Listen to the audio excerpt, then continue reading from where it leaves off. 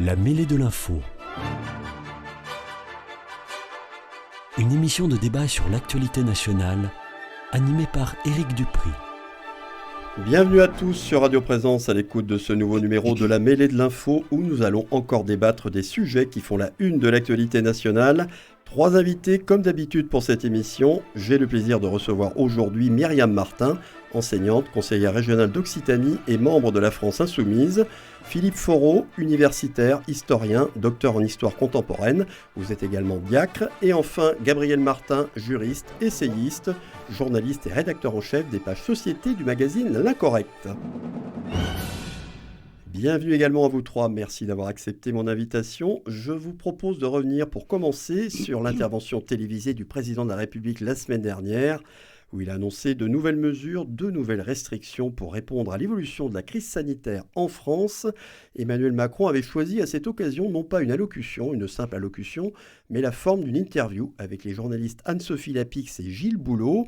L'annonce la plus attendue et la plus redoutée concernait un éventuel couvre-feu. Il restait à savoir à quelle heure et dans quelle zone du pays il serait instauré. Maintenant, chacun le sait, le couvre-feu commence à 21h à Paris et dans 8 métropoles françaises, dont Toulouse, et ce pour 6 semaines. Avant d'en arriver là, le président a brossé un tableau de la situation sanitaire, notamment dans les hôpitaux. Il a donné quelques explications et fait d'autres annonces, mais c'est surtout celle-ci qu'on a retenue évidemment. Est-ce que vous pensez que l'intervention d'Emmanuel Macron, sur le fond et sur la forme, a été bienvenue et avez-vous été convaincu par ses arguments et l'intérêt, la pertinence des mesures qu'il a annoncées ? Je commence par donner la parole à Myriam Martin. Bonsoir. Non, je n'ai pas été convaincue du tout, mais deux choses sur la forme et le fond. On peut toujours avoir une allocution ou choisir un autre mode d'expression. Là, c'était l'interview. Pour autant, c'est vrai qu'on a tendance quand même, quand on s'intéresse à ce que dit le président, à écouter ce qu'il dit. Bon. Donc peut-être un peu plus au fond. La forme, bon, je ne suis jamais convaincue par M. Macron. Je vais vous dire, ça c'est très personnel.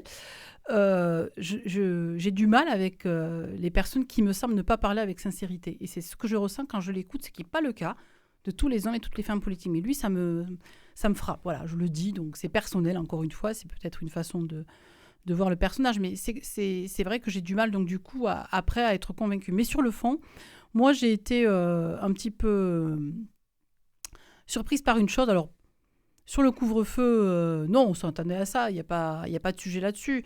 C'est vrai que 21h ou 22h, on pouvait se poser la question. J'ai l'impression que parfois, on navigue un petit peu à vue. Et effectivement, on a des mesures qui sont évidemment, qui paraissent en tout cas aux yeux des Français comme souvent très incohérentes. Moi, ce qui m'a frappé dans son interview, pardon, pas allocution, c'était pas vraiment une interview quand même, il y avait beaucoup M. Macron qui parlait, c'était le fait qu'il ne dise rien aujourd'hui sur l'hôpital. Alors, donner des chiffres sur la situation sanitaire, c'est une chose. Mais le vrai sujet, et si on en est là aujourd'hui, c'est qu'on n'a quasiment pas mis de moyens en réalité depuis 8 mois. Et que donc du coup, la vraie crainte de ce pouvoir, c'est de trouver des hôpitaux à nouveau engorgés avec les mêmes problématiques en mars et en avril. C'est ça le vrai sujet. Donc on prend des mesures, alors parfois un petit peu surprenantes, parce que l'histoire du couvre-feu, bon, pourquoi 21h, 22h ? Je suis d'accord, même pour les salles de théâtre, hein, je ne vois pas comment on peut effectivement imaginer qu'elles vont pouvoir survivre avec ce type de mesures, même si c'est compliqué dans la période de trouver les mesures adéquates pour lutter contre la pandémie. Mais à côté de ça, on sait qu'on a une grosse majorité des contaminations qui s'effectuent souvent dans la journée, dans les établissements scolaires, dans les transports, en milieu professionnel. Et là, je peux vous assurer, là pour le coup, je parle en connaissance de cause, que dans le milieu scolaire, depuis la mi-septembre, il n'y a plus de cas contacts. Les cas sont assez peu en fait comptabilisés. Et donc, du coup, on se retrouve dans des établissements scolaires où on a énormément de cas Covid qui ne sont pas recensés. Ça, c'est la réalité. Ce qui m'a choquée, par contre, c'est qu'on culpabilise toujours l'individu, le citoyen français qui serait passé ceci ou pas après cela. Et je trouve que, par contre, l'État, lui, le gouvernement actuel, ne prend pas ses responsabilités. Pour finir juste là-dessus, ce qui m'a un peu choquée là-dessus, justement, c'est les personnes vulnérables. Hein. Attention, faites attention à votre papy, votre mamie, le voisin, le plus âgé, le moins âgé, etc. Les personnes à risque, il a raison, c'est vrai, il faut faire attention à toutes ces personnes-là. Sauf que depuis le 31 août, il n'y a plus de personnes vulnérables. En tout cas, on est passé de 11 maladies à 4 à peu près. On a oublié les personnes en situation d'obésité, les diabétiques, etc. Bon, donc il y a une hypocrisie là-dedans qui est quand même assez phénoménale. Et c'est fondamental de dire que le vrai sujet aujourd'hui, c'est qu'est-ce qu'on fait pour aider les soignants et les hôpitaux, parce que je pense qu'on court à la catastrophe si on continue avec les mêmes politiques qui ne sont pas du tout suffisantes en la matière. Je vous rappelle que beaucoup d'infirmiers et infirmières démissionnent aujourd'hui au vu des conditions de travail. Gabriel Robin voulait réagir tout de suite à ce que vient de dire Myriam Martin et à la question que j'ai posée. Alors, sur la question de la forme, au moins ça nous aura changé des allocutions grandiloquentes d'avant le confinement, où Emmanuel Macron encourageait les Français à monter des clubs de lecture pour survivre au confinement, où il se prenait pour le petit père de la nation, nous donnant des conseils sur la façon dont nous pourrions occuper notre temps. Moi, je pense que ce n'est pas le rôle d'un président de dire comment on doit occuper notre temps. Libre, c'est de nous dire ce qui est possible et pas possible. Bon, ça c'est sur la forme. Pour la question des arguments et du couvre-feu, moi je pense qu'il y a débat, oui, sur le couvre-feu. Il y a même un gros débat, puisque en France, le président de la République s'adresse d'abord à des journalistes et ne passe pas devant la représentation nationale. C'est-à-dire que dans un système où c'est l'état d'exception permanent, c'est l'état d'urgence en fait permanent sur tous les sujets, et M. Macron décide, au mépris en fait même du droit administratif français, de ce qu'il faut faire. Donc vous avez des restaurateurs, des bars, des gens qui sont dans le monde de la nuit, j'en connais un certain nombre, des gens qui sont dans le domaine du spectacle, des arts, qui sont ruinés. Donc vous allez avoir des conséquences en fait, sociales qui excéderont largement peut-être les conséquences potentielles du coronavirus. Moi, ça me dérange, alors qu'on aurait pu fermer les restaurants à minuit, par exemple, et on aurait pu encourager les Français à pratiquer encore plus le télétravail. Là, c'est métro, boulot, dodo. Vous êtes des travailleurs, vous n'avez même pas le droit en fait, de vivre.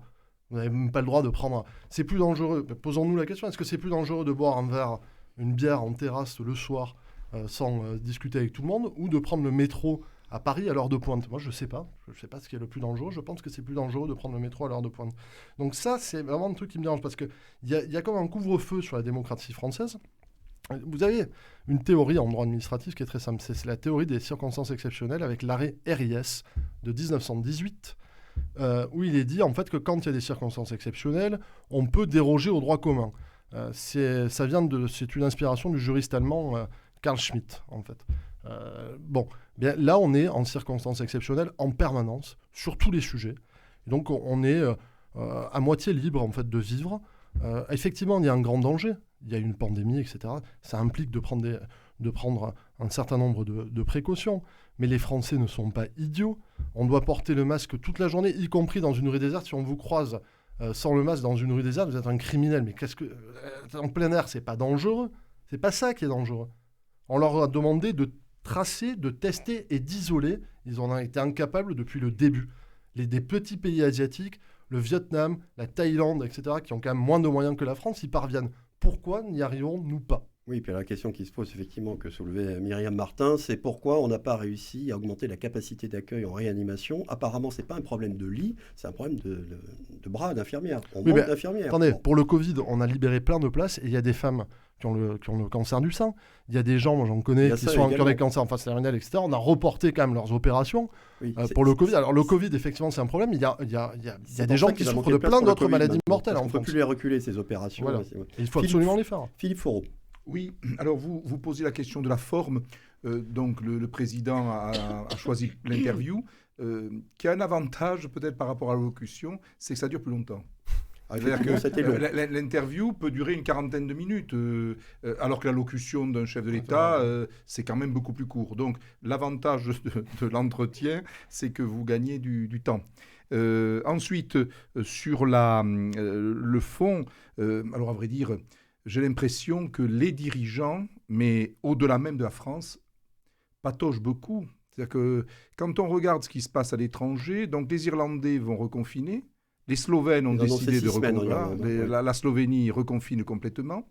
Une ville comme Madrid est effectivement aussi sous un large couvre-feu.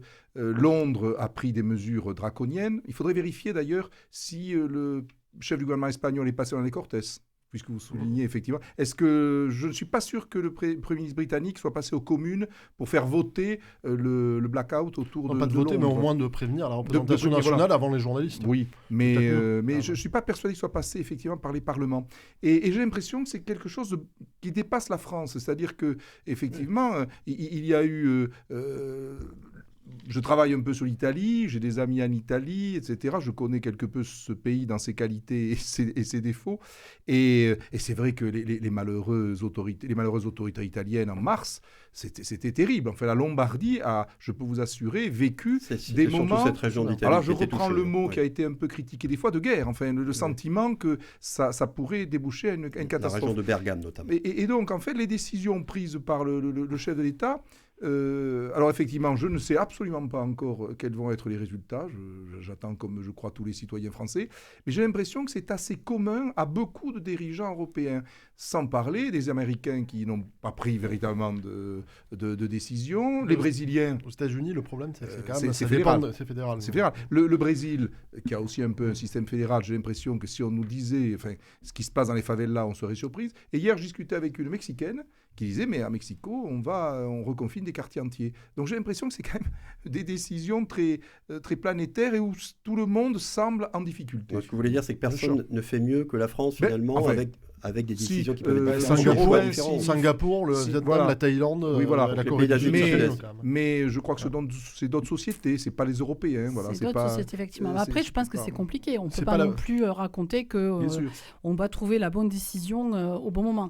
La réalité, c'est les contradictions des prises de position. C'est ça qui est problématique. C'est qu'on est quand même dans une certaine incohérence dans les mesures qui sont prises depuis à peu près le mois de mars, y compris en particulier depuis le mois de mai, où on nous explique effectivement qu'il y a un vrai problème économique, et d'ailleurs il y a un vrai problème social. Parce que le sujet aussi, qu'on oublie un peu et qui n'a pas été non plus très présent dans l'interview de M. Macron, c'est que cette crise du Covid a des conséquences sociales qui sont dramatiques et que les plus démunis, les plus modestes, de plus en plus. Et voilà, se retrouvent encore plus en difficulté. Les inégalités se sont creusées. Il ne faut pas rêver, il faut se dire ça. Donc, quels sont les moyens pour lutter contre ça ? Bon, on ne voit pas trop non plus. Ça n'est largement pas... Regardez sur les jeunes, par exemple.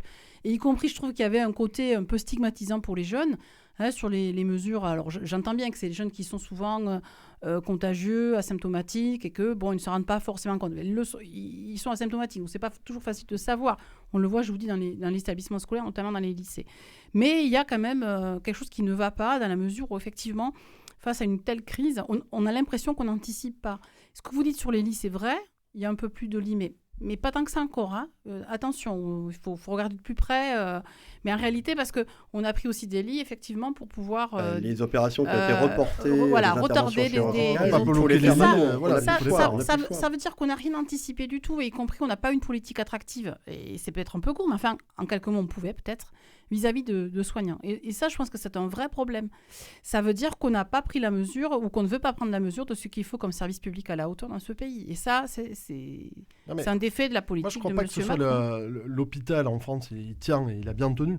Je crois qu'aujourd'hui, la question, plutôt depuis le début du... c'est pas l'hôpital, je suis bien d'accord avec vous. C'est ce qu'on en fait de l'hôpital. Depuis septembre, ce qui se passe, c'est qu'on nous annonce des choses en permanence qui sont totalement contradictoires. On confine une ville, on fait un couvre-feu sur une partie, on ferme les bars jusqu'à je ne sais pas quelle heure. À Toulouse, à un moment, on ne pouvait même plus commander un café seul. On était obligé de commander une côte de bœuf avec son café. C'était absurde, quoi. C'était absolument ridicule. Et on parle de la question sociale, mais par exemple, sur la restauration, sur les bars et tout, il y a beaucoup de travailleurs précaires, quand même, qui dépendent de petits boulots. Moi, je connais beaucoup de cuistots et tout ça. C'est pas facile. Il y a aussi beaucoup de petits patrons, notamment dans le domaine des services, de la bouche, du spectacle et tout ça. Tout ça, ils sont complètement niés. Pourquoi on aurait le droit d'aller travailler au bureau quand on travaille pour une grosse société, mais par contre ne pas ouvrir son restaurant, alors que les restaurateurs ont fait des aménagements, etc. Pourquoi on ne met pas en place ce système tracé, testé, isolé qu'on nous a vanté pendant des mois ? C'est-à-dire, Olivier Véran nous a dit, mais vous verrez, à la rentrée, on pourra tracer, tester, isoler. Ils ont lancé une application hors de prix, Stop Covid. Oui. Il y a combien ? Il y a 10 000 ou 20 000 personnes qui l'ont téléchargé.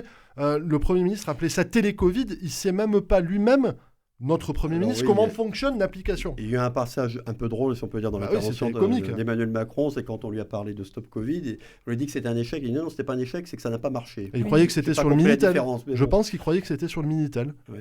Jean Castex, il ne sait même pas se servir de l'application, c'est ça la vérité. Alors, il y a un autre aspect que vous avez un peu évoqué, Myriam Martin et Gabriel Robin, c'est l'aspect que certains voient comme liberticide de l'État, c'est cette espèce d'état d'exception qui devient quasi permanent en France. Est-ce que c'est quelque chose qui vous inquiète ? Ah ben oui. Ah oui. Moi, ça m'inquiète. Oui, c'est un peu inquiétant. Je trouve ça inquiétant, mais surtout parce que ça va avec un ensemble, avec une 5e République qui, à mon avis, est finissante, qui est une 5e République qui nécessite des chaînes, des grands hommes, des De Gaulle, etc. Aujourd'hui, malheureusement, mais il n'y en a pas beaucoup, des De Gaulle. Et une 5e République qui allait aussi avec le bipartisme. Et là, on se retrouve, si vous voulez, avec un champ politique qui est éclaté, avec une représentation nationale où vous avez des groupes politiques qui sont formés de briques et de brocs, de dissidents de chez Macron, qui peuvent prendre des niches pour ne parler que de sujets périphériques, l'allongement du délai de l'avortement, les migrants, les ceci, les cela. Et de l'autre côté, vous avez le Rassemblement national, Debout la France, etc. Toute une partie de l'opinion publique qui fait au moins 25 à 30% et qui n'a même pas, qui a 6 ou 7 députés qui ne peut même pas proposer une loi. Mais où voit-on jouer ça ? Oui, Philippe Foreau, sur C'est un l'aspect couvre-feu sur la démocratie liberticide de française. cette situation, des décisions qui sont Ça va prises ensemble. et qui s'enchaînent, est-ce que c'est aussi quelque chose que vous ressentez ? Est-ce que c'est quelque chose qui vous inquiète ? Dans la durée, évidemment. Oui, non, pas trop.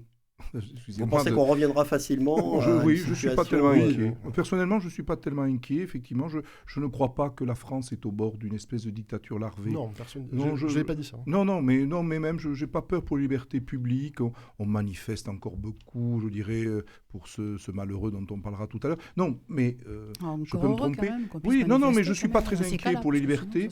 Et alors là où j'ai un peu des désaccords avec M. Robin, c'est que la 5e République, elle a ses défauts et ses qualités comme tout régime, mais elle a permis quand même à tout le monde de gouverner. Bon, il faut remporter les élections. Non, elle n'a pas permis à tout le monde de gouverner. Elle est totalement anachronique. Regardez, au Danemark, vous avez un système de proportion. De toute façon, dans l'Europe entière, à part l'Angleterre, qui a un système scrutin uninominal à un tour, qui là, par contre, est désastreux, qui est encore pire que le nôtre, dans l'Europe entière, vous avez un bicamérisme avec, d'un côté, un Parlement qui est national, c'est-à-dire élu à la proportionnelle, et de l'autre, un Sénat, ou l'équivalent d'un Sénat, qui est une chambre des territoires où on pourrait, par exemple, mettre les présidents de conseils départementaux et les 20 présidents des plus grandes agglomérations. Je suis désolé, mais pourquoi la France serait le seul système avec un président comme ça, tous les gens qui peuvent décider ce qu'ils veulent ? Myriam Martin, Alors, sur cette question. Juste une petite parenthèse, Monsieur Robin. Pour moi, les droits des femmes, ce ne sont pas des sujets périphériques, je vous le dis, parce que vous avez cité comme exemple tout à l'heure. Non, je parle de l'allongement du délai de l'IVG, ça n'a rien à voir avec le droit des femmes. Ça va. Ah si, je vous ne assure, crois sur le pas, droit moi, à je suis pas disposer d'accord. vous n'êtes peut-être pas d'accord, mais moi je vous dis que c'est le droit à disposer de son corps Non, pour les femmes. moi je vous dis que c'est un truc que tous les médecins, les comités d'éthique sont contre.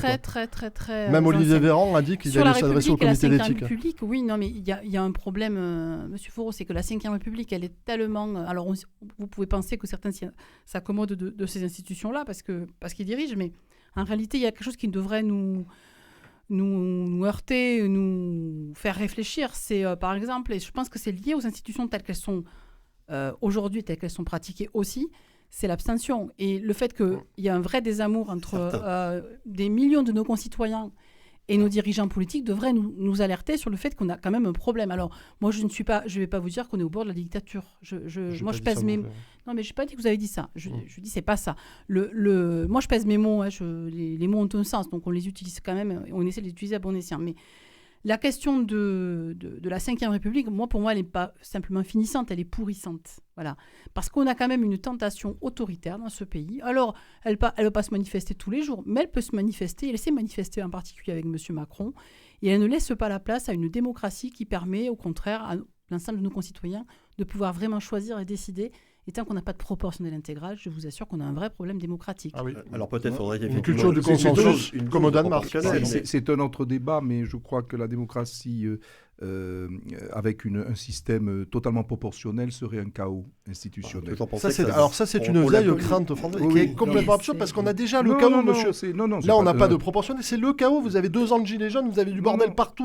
L'ordre public n'est pas respecté, etc. Et le régime a tenu. Est-ce qu'il n'a Non, le régime, mais pourquoi faire ? C'est la méthode. Il y a un désamour. Non, c'est pas le. Mais combien de temps il va tenir ce régime ? Il ne tiendra pas pendant 10 ans. Plus que vous ne croyez. Il ne tiendra pas pendant 10 ans. On encourage. On dérive un peu du sujet. On fait tenir. C'est la résilience de l'État.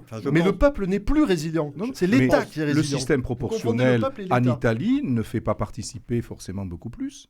Et le vous avez un système système proportionnel. proportionnel. C'est pas le système électoral qui fait Mais regardez Ah, comment- c'est la je suis d'accord, mais la proportionnelle quand même serait Mais la proportionnelle une avancée intégrale, je n'y crois une guère. avancée Mais démocratique. regardez, Excusez-moi. vous auriez le Sénat élu au scrutin, qui a beaucoup au changé les choses. suffrage uninominal à 2 tours, par exemple. Oui. Donc vous auriez un système bicamérisme véritablement respectueux du rôle des chambres. Mais vous n'avez pas beaucoup de soin de changer de Ce qui République. a beaucoup changé les choses, à mon Je ne dis sens, pas qu'il faut changer la République. complètement sapé forcément les comprendre fondations que et l'esprit de la il faut la 5e modifier. République, de la constitution de la 5e République, c'est quand même de passer du septennat au quinquennat. En Ah, plus, ça, c'est je crois que ça a déterminant. été C'est très important, ça, oui. quelque chose qui a vraiment miné complètement les choses. Alors, pour revenir au sujet, est-ce que vous pensez que la décision prise par Emmanuel Macron, donc ce couvre-feu qui concerne donc Paris, la grande couronne parisienne, et puis 8 métropoles françaises, c'est-à-dire quand même 20 millions d'habitants, mine de rien, Ouais. donc presque un tiers des habitants de ce pays, et puis des poumons économiques, hein. Est-ce qu'on va arriver à obtenir le résultat qu'il a annoncé, c'est-à-dire de passer de 20 000 contaminations à moins de 5 000, sachant qu'on est maintenant à 30 000? Est-ce que vous croyez que ça va avoir un effet?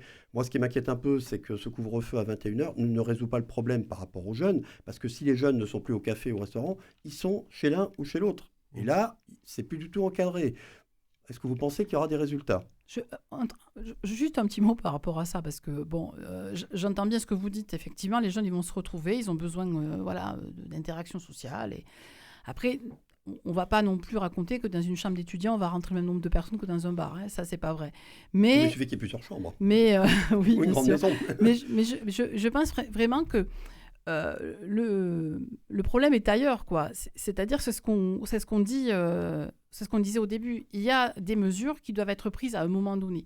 J'insiste bien parce que je le vois. Alors là, c'est l'enseignante qui parle en tant qu'enseignante sur le fait que, par exemple, qu'on ne tient pas compte de la réalité des cas où on ne teste pas. Là où il faudrait sans doute, on ne met pas en quarantaine ou en septaine, ce que vous voulez aujourd'hui. Et là, on risque de se retrouver, y compris avec le retour des vacances de Toussaint, avec encore plus une explosion. Donc, moi, je ne suis pas médecin. Je ne sais pas si ça va être efficace ou pas. Je peux comprendre que ça puisse ralentir à un moment donné, mais je ne suis pas convaincue sur le fait que ce ralentissement, il dure très, très longtemps. D'autant plus qu'on a invité les gens à réserver, à aller se balader un peu partout en France. Oui, faire marcher l'économie du tourisme. Voilà, c'est ça la réalité. Gabriel Robin, pour terminer là-dessus. Je pense qu'on a envie de dire, on l'espère, sinon à quoi bon, hein?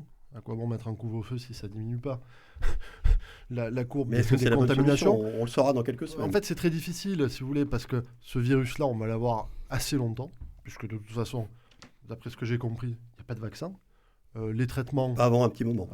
Les traitements, voire un grand moment. on va quand même avoir du mal à en trouver un qui fasse consensus, puisque tous nos experts en fait ne cessent de se contredire sur la nature de cette maladie, sur la nature du traitement employé. Il n'y en a pas un seul qui est d'accord. Vous mettez 3 médecins sur un plateau, ils se contredisent tous. Mais ils ne sont même pas d'accord sur la gravité de l'épidémie. Donc moi je pense qu'il vaut mieux, plutôt que de se dire on va confiner encore pendant 2 ans à chaque fois, tous les 6 mois, on va confiner 1 mois, et puis on mettra 15 jours de couvre-feu. Il vaut mieux s'adapter en fait à vivre vraiment avec le virus, avec ces dispositifs de mise en place en fait et de réflexes citoyens et de réflexes sanitaires.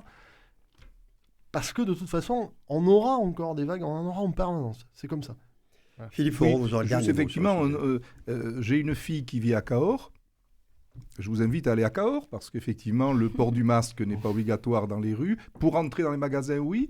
Et les cours se font en présence des enseignants. Et un fils qui est dans la campagne iséroise, où là, tout se passe normalement. Il y a plusieurs France de ce point de vue-là. Parce que ce que je disais, il y a 20 millions de personnes concernées. Là, il y a des Français qui vivent tout à fait normalement. Oui, c'est quand même très grande ville. Et même Bordeaux, après tout, n'a pas été confiné. Oui, Bordeaux, c'est vrai qu'il y a Nantes non plus. Pour l'instant, Clermont non plus. Mais bon, non, mais est-ce que ça ne va pas dépasser le problème, justement? Est-ce que les jeunes, puisqu'il y a le couvre-feu dans les grandes métropoles, ne vont pas aller dans les villes moyennes alentours pour se retrouver et faire la fête dans les cafés? On a vu sur le premier confinement que le déplacement des Parisiens n'a rien changé. Ah oui, mais là, c'était un vrai confinement. Ouais. Où qu'on soit en France, on était confinés. Hein, déplacement des Parisiens vers la Bretagne et tout. Hein. Et d'ailleurs, j'avais trouvé ça injuste, certaines personnes qui disaient « Mais regardez, ces Parisiens, ils vont propager le virus et tout. » Mais est-ce que les gens savent ce que c'est de vivre dans un 15 mètres carrés à Paris pendant 3 mois de confinement, quoi. Donc un peu de solidarité, ça fait du bien. C'est pas les Parisiens qui vivent dans 15 mètres carrés qui sont partis en Bretagne. Certains peut-être dans la famille, d'accord. Mais il y en a beaucoup, ce n'est pas le cas quand ils sont restés dans leurs 15 mètres carrés. La plupart des Parisiens qui vivent dans des 15 mètres carrés, ils ont de la famille en province en fait. Allez, nous allons devoir en rester là pour ce premier sujet dont nous reparlerons probablement dans quelques semaines lorsqu'on aura pu mesurer les effets du couvre-feu en espérant que la courbe des contaminations sera en forte baisse. Ça vaudrait mieux pour tout le monde. Petite pause d'une vingtaine de secondes et je vous retrouve avec mes 3 invités pour la seconde partie de cette émission. Restez bien à l'écoute de Radio Présence. À tout de suite.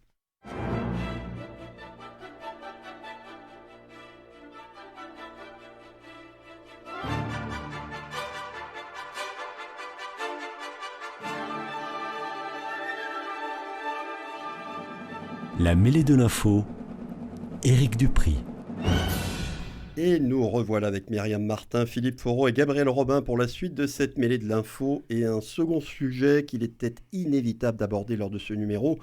Vous aurez compris qu'il s'agit de l'assassinat particulièrement abject dont a été victime Samuel Paty, ce professeur d'histoire-géographie, agressé à coups de couteau puis décapité à Conflans-Sainte-Honorine vendredi dernier alors qu'il rentrait chez lui après ses cours. Son assassin est un jeune Tchétchène de 18 ans, Abdullah Anzorov, né à Moscou, mais réfugié en France où il vivait avec sa famille depuis l'âge de 6 ans. On commence à en savoir plus sur ce terroriste islamiste, appelons les choses par leur nom, et sur les circonstances qui ont précédé et favorisé son attentat. Samuel Paty était dans le collimateur de parents d'élèves et de religieux musulmans radicaux, après avoir montré des caricatures de Mahomet, ceci afin d'illustrer un cours consacré à la liberté d'expression. Une quinzaine de personnes ont déjà été interpellées lors de l'enquête en cours. Avant d'entrer dans le détail de cette effroyable affaire et d'en parler avec vous, éventuellement d'en tirer des leçons, je voulais savoir si vous vous attendiez à ce qu'un enseignant soit un jour agressé de la sorte dans notre pays. Et je pense bien sûr d'abord à Myriam Martin et Philippe Foreau. Vous êtes vous-même enseignant. Philippe Foreau, vous êtes historien et vous êtes spécialiste de l'histoire des religions. Est-ce que vous imaginiez qu'un de vos collègues puisse être victime d'un attentat aussi barbare de la part de terroristes islamistes, après ce qui ressemble bien à une véritable cabale, pour ne pas dire un appel au meurtre, mené à la base par des parents d'élèves? Malheureusement, je dirais oui. Je pensais que ça pouvait arriver. Alors, la décapitation, etc. Bon, là, le détail de la mise à mort, peut-être pas. Mais finalement, nous avons eu, rappelons-nous, le 26 juillet 2016, un vieux prêtre de près de 86 ans qui est tombé sous les coups de fous furieux qui sont rentrés dans l'église et qui l'ont égorgé devant l'autel de l'église. Bon. Des représentants de l'État policiers, par exemple, qui ont été également tués dans des conditions extrêmement... À leur domicile. Extrêmement dures. Il y a eu un chef d'entreprise aussi qui a été décapité. Donc, je me disais, effectivement, mais évidemment, ne croyez pas que je fais le malin aujourd'hui parce que c'est arrivé, mais je me disais, et un enseignant qui peut porter finalement, effectivement, une parole, un enseignement qui peut déplaire, pourquoi pas? Et donc, je suis terrifié dans la mesure où c'est la mise à mort, mais qu'un enseignant puisse payer de sa vie, je ne suis pas totalement étonné. Oui. Myriam Martin, de votre côté, donc enseignante en lycée. Oui, alors, une réponse plus nuancée, pour une raison bien simple, c'est que je suis comme vous, je ne peux pas imaginer une telle abjection, c'est quand même compliqué. Les agressions, on connaît quand même. Oui, voilà, connaissez, oui. Verbal, plus souvent quand même, il faut quand même le dire, plus souvent, c'est ça. Physique ou d'autres raisons, par ailleurs, qui peuvent aussi exister, mais qu'un professeur se fasse agresser, oui, assassiner dans ces conditions, c'est difficile à imaginer. Par contre, le fait de dire que oui, ça pouvait revenir alors sur d'autres corps de métier que ceux de policiers, par exemple, puisque ça a été le cas, vous en avez parlé, oui, je pouvais imaginer que ça pouvait... je ne pense pas que depuis, notamment 2015, on soit effectivement à l'abri, en espérant toujours, évidemment, que ça ne se passe pas. Maintenant, moi, personnellement, dans mon métier, je veux être honnête. Je n'ai jamais ressenti un tel danger et je n'ai jamais pensé que... Voilà. Maintenant, c'est vrai qu'on va y penser, c'est sûr. On va y penser. Gabriel Robin. Moi, ça ne m'a pas du tout surpris. De toute façon, il y a déjà eu une attaque dans une école à Toulouse, je me rappelle, avec Mohamed Merah, qui est rentré dans une école et qui a assassiné une enfant devant tout le monde. Donc on le sait très bien, ça fait des années. Et le père qui était enseignant lui-même. Voilà. Il y a eu aussi, si on remonte à beaucoup plus loin, des agressions de profs, mais il y en a toutes les semaines. Des agressions de profs sur des motifs religieux ou des motifs politiques. Mais il y en a toutes les semaines en France, elles sont rapportées, elles sont couvertes par la hiérarchie, les gens ont la trouille. Et quand de toute façon, je vais dire un truc là qui va beaucoup choquer autour de ce plateau. Et si vous avez 5% d'élèves de confession musulmane dans une école, ça peut se régler, on peut les assimiler. Mais dès que vous dépassez 20-25%, c'est à notre société de s'adapter. Et voilà, c'est ce qui s'est passé à Conflans-Sainte-Honorine et qui continuera à se produire partout en France, parce que c'est ça la vérité. Moi, j'ai une autre expérience. Et en plus, il a été accusé d'islamophobie, parce que Samuel Paty. Et en fait, c'est quand on accuse quelqu'un d'islamophobie qu'il se fait tuer en général. Pour le coup, et nous, vous, en plus, qui êtes de la France insoumise, vous avez défilé l'an dernier à la manifestation contre l'islamophobie. C'était honteux de la part de Jean-Luc Mélenchon. Donc, enseignante à lycée professionnel, j'ai, depuis 25 ans, énormément d'enfants, en fait, issus de l'immigration, maghrébine ou arabe en général. Et contrairement à ce que vous dites, faites attention, parce que les cas qui sont remontés, dont vous parlez, sont de l'ordre pour le moment de 900 et quelques. On peut en avoir d'autres, mais ne confondez pas tout. D'abord parce que non, ne confondez pas tout. D'abord, tous les enfants ne sont pas dangereux, tous les élèves je dis pas que tous les enfants sont dangereux, ça fait 20 ans qu'on nous dit d'arrêter, de ne pas faire d'amalgame, de machin, etc. Oui, mais il ne faut pas en faire. Donc, on a bien fait de vous le dire, même il y a 20 ans, et je vous le dis aujourd'hui. Mais non, il y a 20 ans, on aurait dû écouter les gens comme moi, qui prévenaient. On n'en serait pas là aujourd'hui. Ces jeunes, souvent, quand ils posent ces questions, parce que moi, je l'enseigne l'EMC, je montre des caricatures, je parle de l'histoire de la caricature en France. Je débat ce qu'est l'EMC, tout le monde ne le sait pas. Oui, excusez-moi, éducation morale et civique. En fait, c'est l'instruction civique, celle que moi j'ai connue depuis que j'enseigne, qu'on a connue aussi quand on était lycéen. Et effectivement, on peut aborder ces sujets-là. Et il faut être ferme, il n'y a pas de souci. Moi, je vais vous faire un petit peu de peine, peut-être Monsieur Robin. Moi, je suis une universaliste. Moi aussi, je suis universaliste. Je parle de racisme. Je parle de racisme. Et je ne confonds pas tout. C'est-à-dire que je pense qu'il faut lutter contre le racisme. Tous les racismes, d'ailleurs.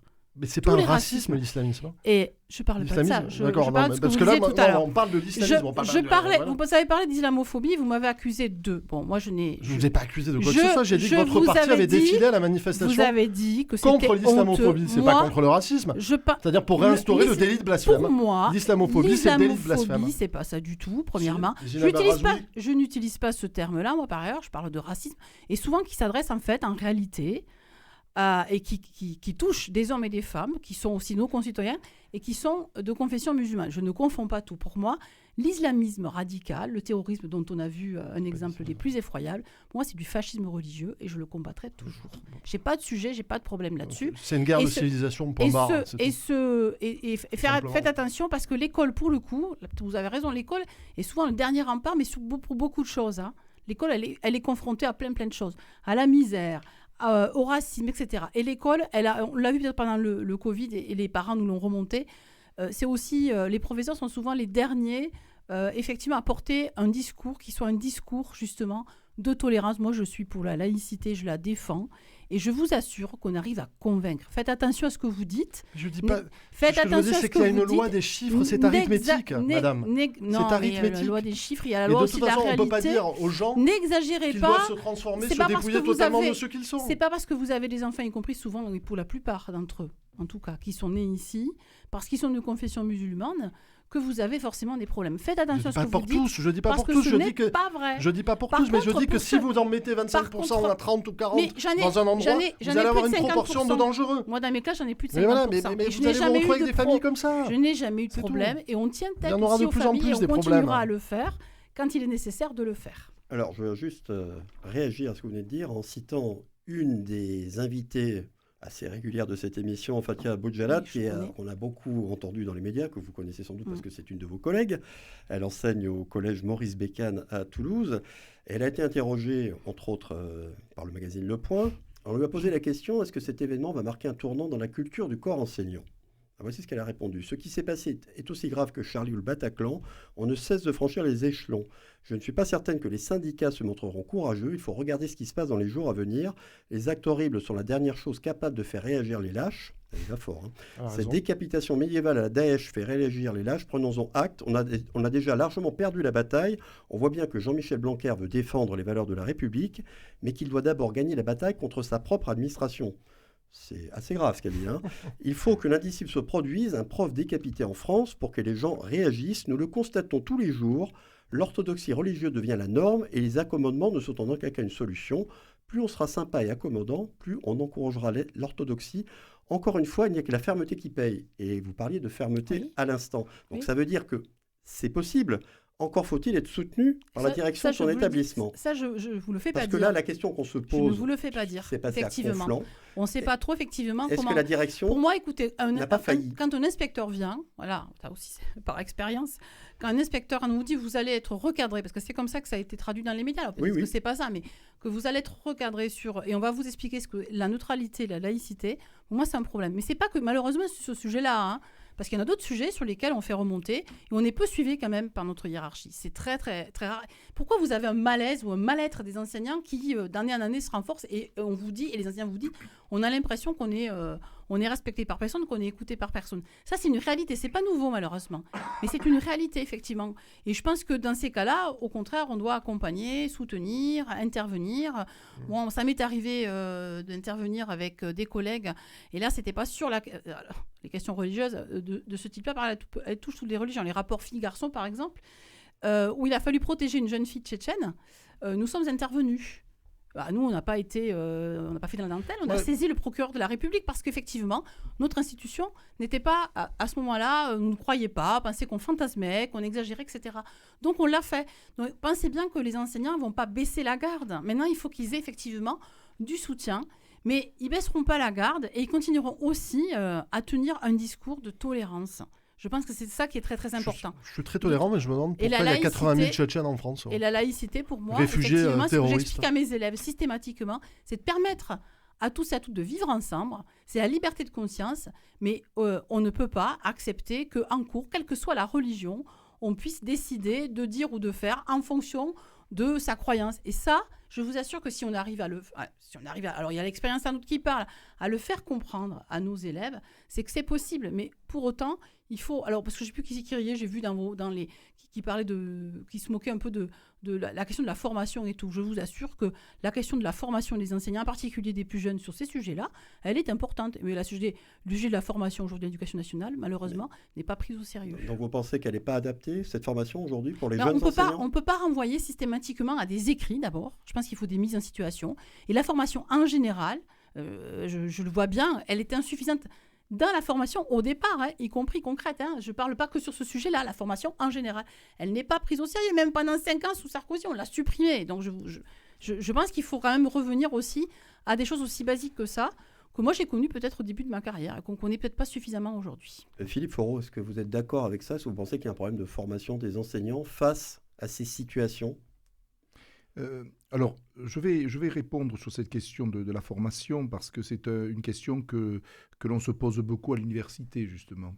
C'est-à-dire, est-ce que l'université peut essayer d'aider et de former par des spécialistes, des professeurs du secondaire qui se trouvent face à des publics des fois difficiles.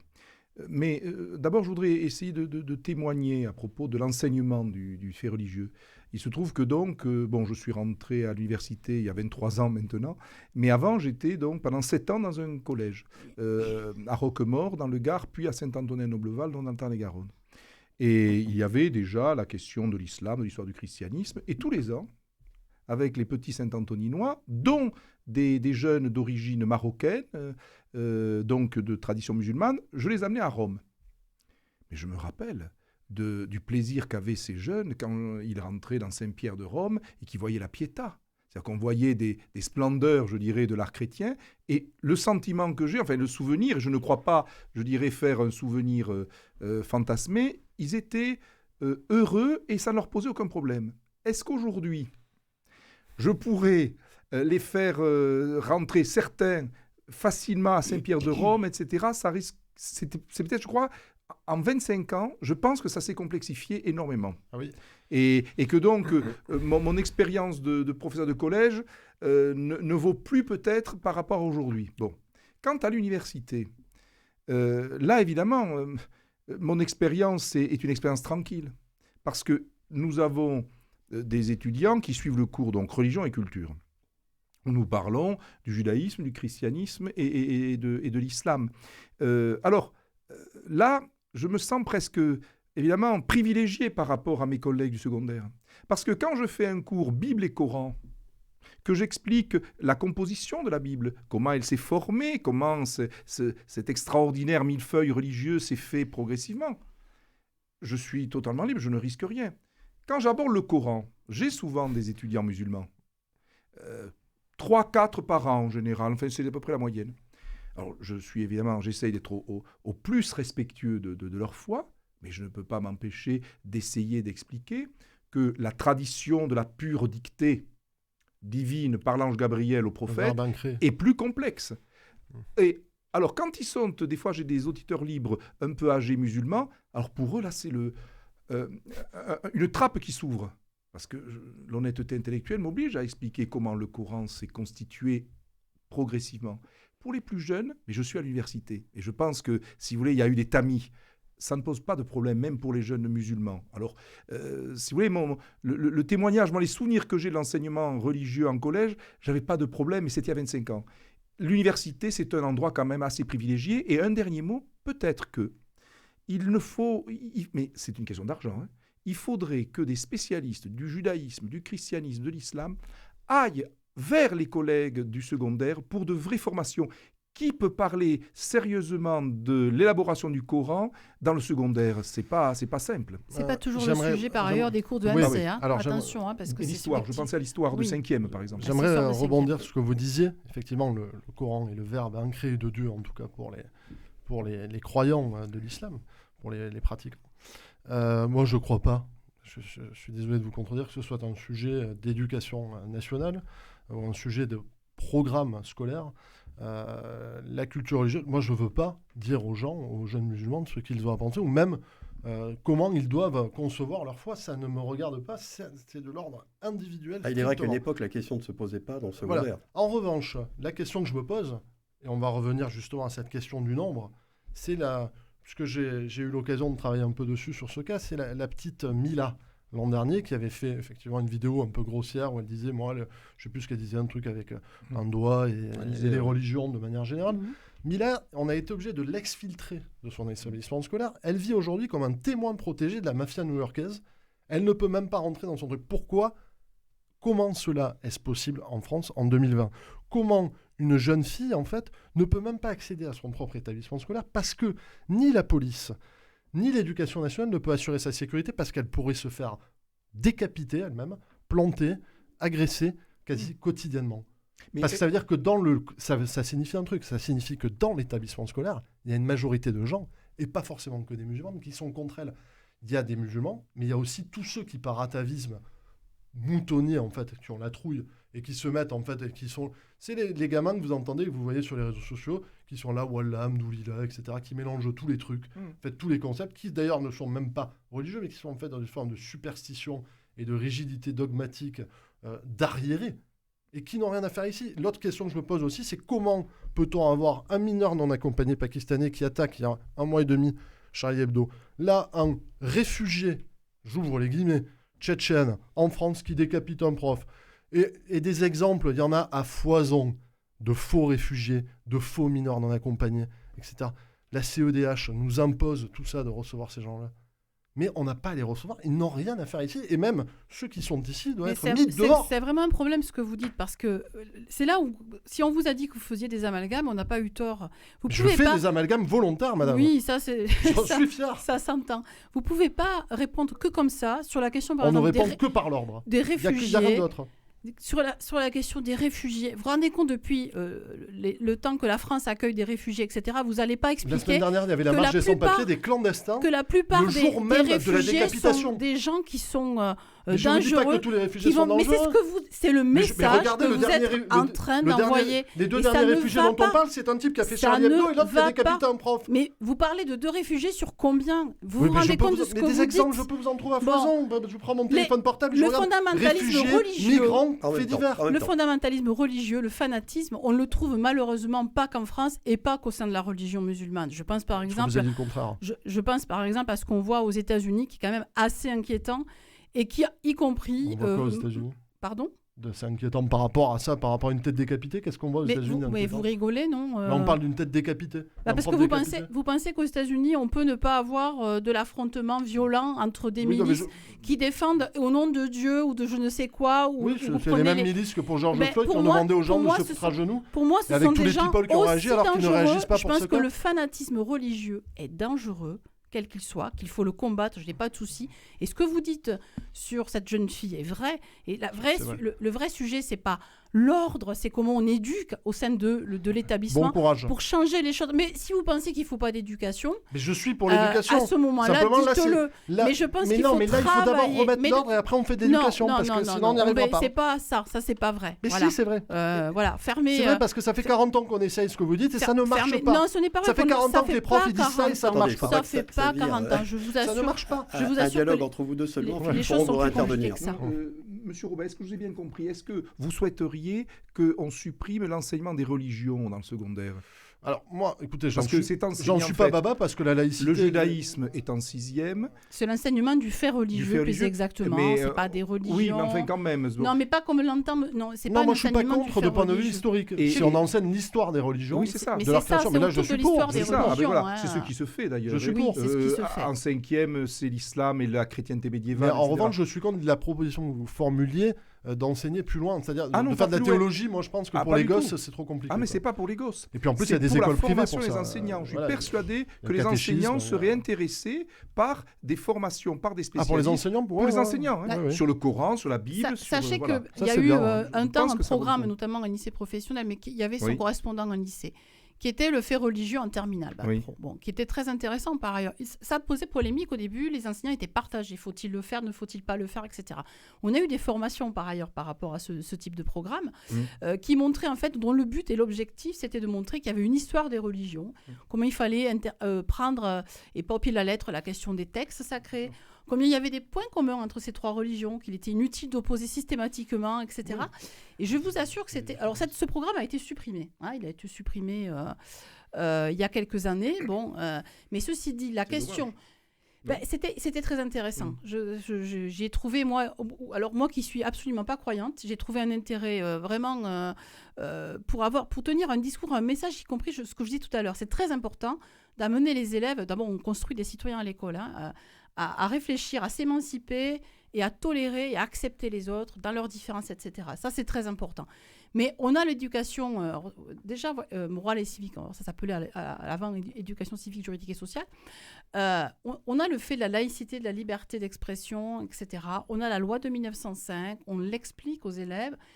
Et j'ai des collègues aussi qui font les mêmes choses que moi. On a des expériences qu'on partage.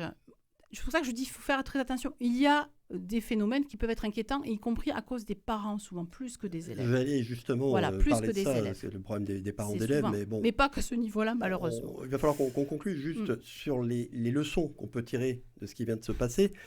Emmanuel Macron a réagi en disant « ils ne passeront pas ». Qu'est-ce que ça vous inspire? Parce qu'on a l'impression qu'ils sont passés depuis longtemps. Déjà, voilà. Gérald Darmanin semble décidé à lutter contre les mosquées radicales, les réseaux islamistes, et des mesures devraient être annoncées dans les prochains jours, en tout cas prochainement, en ce sens. Est-ce que vous y croyez? Est-ce que vous pensez que, justement, on va enfin être ferme contre ces gens-là, précisément? Alors déjà, j'aimerais revenir sur le discours d'Emmanuel Macron sur le séparatisme, où ce qu'il a proposé de plus majeur, c'était d'obliger les parents à mettre leurs enfants à l'école à 3 ans. Moi, je constate quand même que ce qui s'est passé, c'était à l'école publique. Donc, et puis que les enfants aillent à l'école à 3 ans ou à 6 ans, je ne vois pas ce que ça a changé sur ce genre de problème. L'autre chose qu'il a obligé, c'était d'interdire l'école à la maison. Je ne vois pas pourquoi. Moi, je constate que tous les terroristes récents, ils ont été formés à l'école publique. Hein. Donc, ils n'ont pas fait l'école à la maison. Ça ne changera rien. Si vous voulez, s'il n'y a pas ce qu'a proposé Darmanin de fermeture de 6 mois de la mosquée de Pantin, qui est composée de grands malades, en fait, qui d'ailleurs s'exposent sur Facebook, les Sifri, oui, les machins, tous ces gens-là, bon. Tant qu'ils auront le droit, si vous voulez, de s'exprimer, de dire exactement ce qu'ils ont envie de faire. Et le problème, c'est qu'on est dans une démocratie libérale. Donc on ne peut pas les empêcher de s'exprimer. On devrait aller jusqu'à les expulser. Vous pensez qu'on devrait aller jusqu'à les expulser? Je pense que les pays. Je pense qu'on ne doit pas aller jusque-là. Je pense qu'on le fera parce que ça va s'imposer à tous et que même ce gouvernement-là est obligé aujourd'hui d'envisager cette solution. Et qu'en catimini, et je le sais, au sein du gouvernement, ce sont les solutions qu'ils envisagent. Parce qu'en fait, ils n'ont pas d'autre réponse, parce que ça fait 10 ans qu'on est confronté à ces faits, qu'il y a eu le Bataclan, qu'il y a eu Nice, qu'il y a eu Mira. En fait, il y a une litanie un cortège d'attentats sordides. L'école on ne fera que ça. L'école de la République.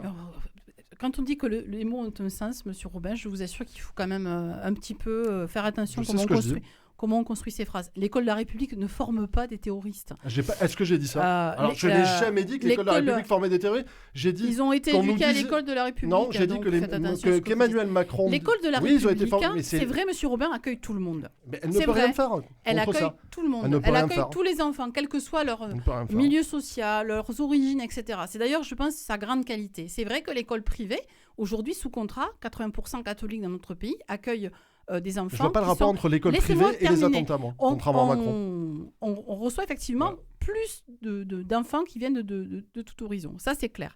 Donc, il y a la question de l'éducation. Vous pensez que ça sert à rien, l'école à 3 ans? Moi, je pense que vous vous trompez, mais pas que par rapport à ça. Non, je pense que c'est liberticide, que les gens font ce qu'ils veulent. La question du vivre ensemble, mais je ne vais pas pour les obliger, je pense qu'il faut mettre l'école à 3 ans. Et il faut les convaincre de mettre leurs enfants à l'école parce que c'est très important pour vivre ensemble. Si je peux me permettre, les résultats, tout ça, on les verra dans assez longtemps. Aujourd'hui, que fait-on contre les gens qui agissent comme... On les fout en tôle. Comme ces gens de mauvais...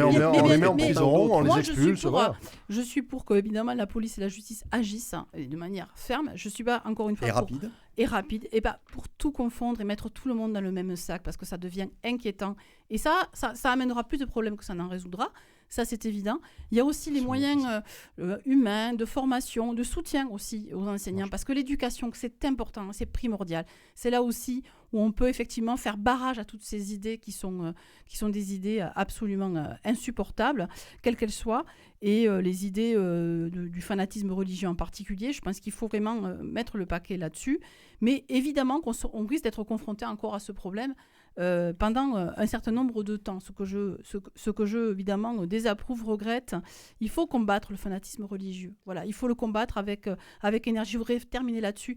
Moi, ce qui me gonfle un petit peu, je suis désolée de parler comme ça, il y a une forme d'hypocrisie quand même de nos dirigeants politiques parce qu'on est bien content de vendre nos rafales ou je ne sais trop quoi aux monarchies pétrolières. Ouais, mais quand on sait aussi, et on les aide, quand on sait aussi qu'elles financent le terrorisme de ces groupes-là, donc de ces groupes terroristes-là. Donc ça, il y a une forme d'hypocrisie parfois qui est agaçante et qui est irritante.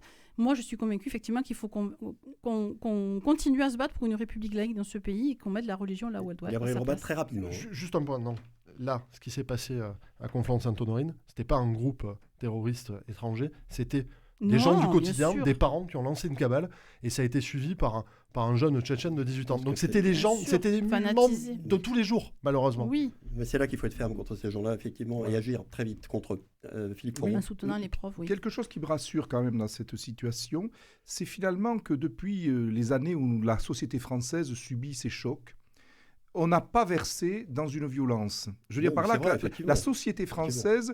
on aurait pu imaginer, excusez-moi le mot, des ratonnades, des attaques meurtrières en représailles. Pour l'instant, je ne sais pas dans quel... mais pour l'instant, la société française résiste à cette terrible tentation. Pour l'instant, c'est limité. Bon.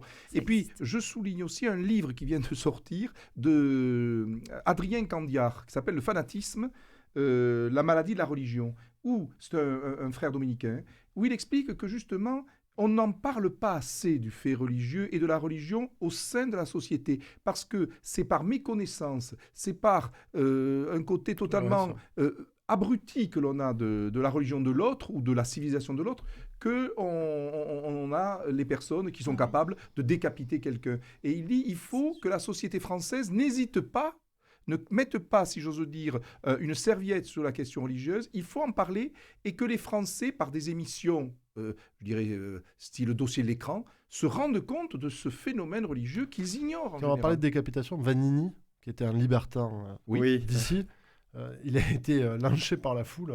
Il a été brûlé place du Sacre en 1619. Ne dispersons pas. Alors, on va clore cette discussion à ce sujet dont nous allons bien sûr suivre les prochains développements. On attend des mesures fermes, redisons-le, pour qu'une telle horreur ne se reproduise plus. Il n'est pas interdit d'espérer. Avant de conclure, je vous pose la traditionnelle question de fin d'émission. En dehors des informations que nous venons d'évoquer, y a-t-il un fait ou une déclaration qui vous a mis en colère, agacé ou choqué ces derniers jours? Très vite. 40 secondes chacun. Oui, très très vite. J'ai entendu aujourd'hui l'enveloppe pour les auxiliaires de vie pour nos vieux et nos vieilles dames, nos papis et nos mamies, qui ont besoin aujourd'hui d'avoir un vrai service public par ailleurs du 4e âge, si je puis dire. Mais On est toujours dans cette société où on dit des choses, mais les actes ne suivent pas. On a 200 millions pour des auxiliaires de vie, alors qu'il s'agit quand même d'une tâche extraordinairement importante, c'est-à-dire s'occuper de nos grands-parents, en quelque sorte, soit arrière-grands-parents. Encore une fois, quand il s'agit d'humains, on n'y met pas les moyens. Et je trouve dommage qu'on continue dans ce type de politique. C'est un peu comme les soignants. C'est triste. C'est Vous assez avez bien triste. fait de le dire. Gabriel Martin. Robin. C'est moi. Je savais que j'allais me tromper. Non, moi j'aimerais parler de l'OPA hostile lancé par Antoine Frérot, le PDG de Veolia sur Suez. On a besoin de 2 grands champions du retraitement des déchets et des eaux en France. Et je crois que ce cas d'OPA cache quelque chose d'assez trouble, peut-être par rapport au pouvoir ou par rapport à notre capitalisme de connivence à la française, qui moi me dérange beaucoup, puisqu'en fait il est l'inverse du libéralisme, il est un choix stratégique très mauvais. Et je me demande si on ne va pas se retrouver en fait avec un espèce de bibendum et qui correspond à la très mauvaise stratégie industrielle française depuis au moins 20 ou 30 ans. Philippe Foreau, vous vouliez parler d'un livre? Alors, Oui, vous avez 20 secondes. Pour nos éditeurs, on a beaucoup parlé de questions religieuses, de la société française et de la religion. Je crois, sortir intelligent d'un livre, je propose à nos auditeurs un livre qui vient de sortir, de Thomas Romer, qui est bibliste au Collège de France, et de Jacqueline Chaby, qui est une des très grandes islamologues, Dieu de la Bible, Dieu du Coran, et c'est absolument passionnant, et j'invite les auditeurs curieux de lire cet ouvrage. C'est noté, c'est la fin de ce 7e numéro de la Mêlée de l'Info. Merci à mes 3 invités, Myriam Martin, Philippe Foreau et Gabriel Robin, d'y avoir participé et d'avoir débattu avec pugnacité des 2 sujets que je leur ai soumis aujourd'hui, 2 sujets très sensibles. Je veux croire que nos auditeurs ont apprécié la teneur de nos discussions. Merci à Christophe Aubry pour la réalisation de cette émission, diffusée, je le rappelle, chaque mardi à 19h, rediffusée le mercredi à 10h03, podcast disponible sur le site de Radio Présence. Merci de nous être toujours fidèles et rendez-vous la semaine prochaine. Merci beaucoup.